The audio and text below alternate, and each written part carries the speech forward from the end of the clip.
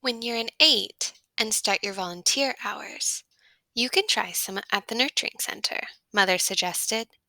Yes, I think I will, Lily said. She knelt beside the basket. What did you say his name is? Gabriel? Hello, Gabriel, she said in a sing-song voice. Then she giggled. Oops, she whispered. I think he's asleep. I guess I'd better be quiet. Jonas turned to the school assignments on his desk.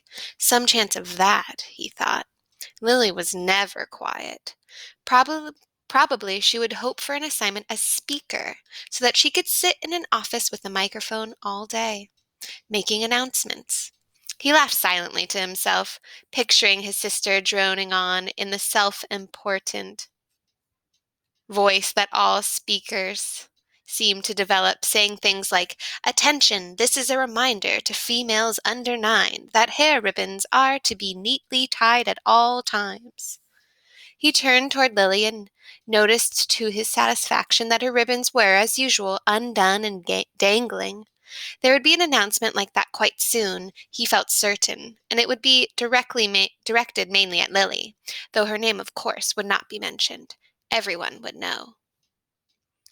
Everyone had known, he remembered with humiliation, that the announcement, Attention, this is a reminder to male 11s that objects are not to be removed from the recreation area, and that snacks are to be eaten, not hoarded, had been specifically directed at him the day last month that he had taken an apple home.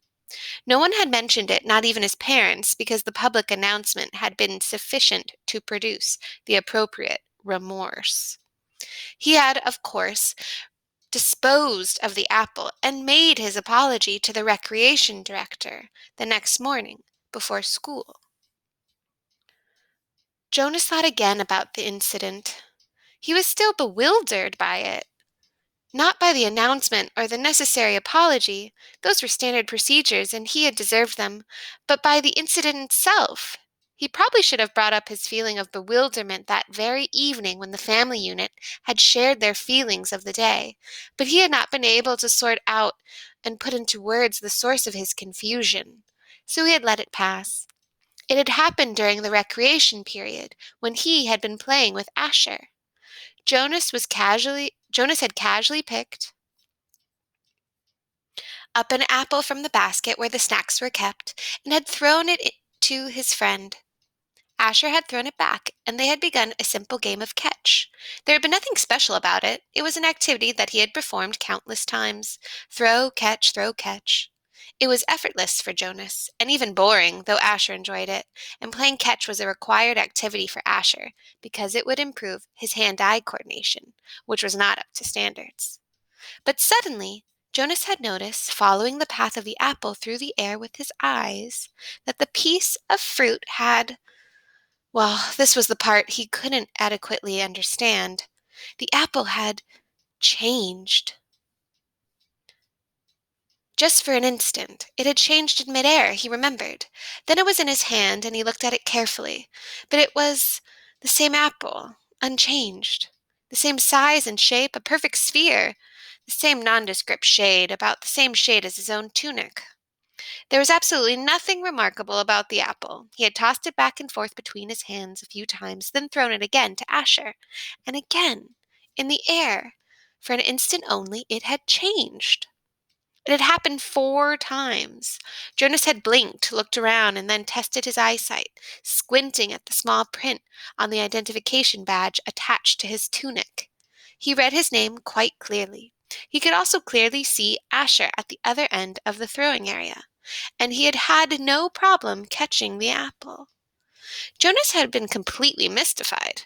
Ash, he had called, does anything seem strange to you about the apple?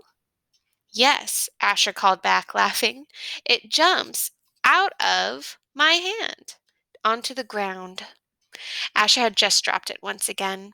So Jonas laughed too, and with his laughter tried to ignore his uneasy conviction that something had happened. But he had taken the apple home, against the recreation area rules. That evening, before his parents and Lily arrived at the dwelling, he had held it in his hands and looked at it carefully. It was slightly bruised now because Asher had dropped it several times, but there was nothing at all unusual about the apple. He had held a magnifying glass to it.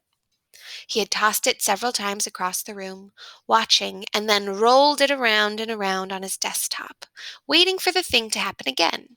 But it hadn't. The only thing that happened was the announcement later that evening over the speaker. The announcement that had singled him out without using his name, that had caused both of his parents to glance meaningfully at his desk where the apple still lay.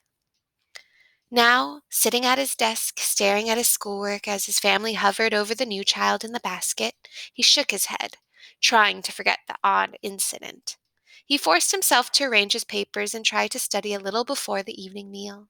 The new child, Gabriel, stirred and whimpered, and father spoke softly to Lily, explaining the feeding procedure as he opened the container that held the formula and equipment.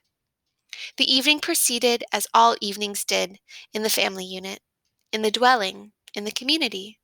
Quiet, reflective, a time for renewal and preparation for the day to come. It was different only in the addition to it of the new child, with his pale, solemn, knowing eyes.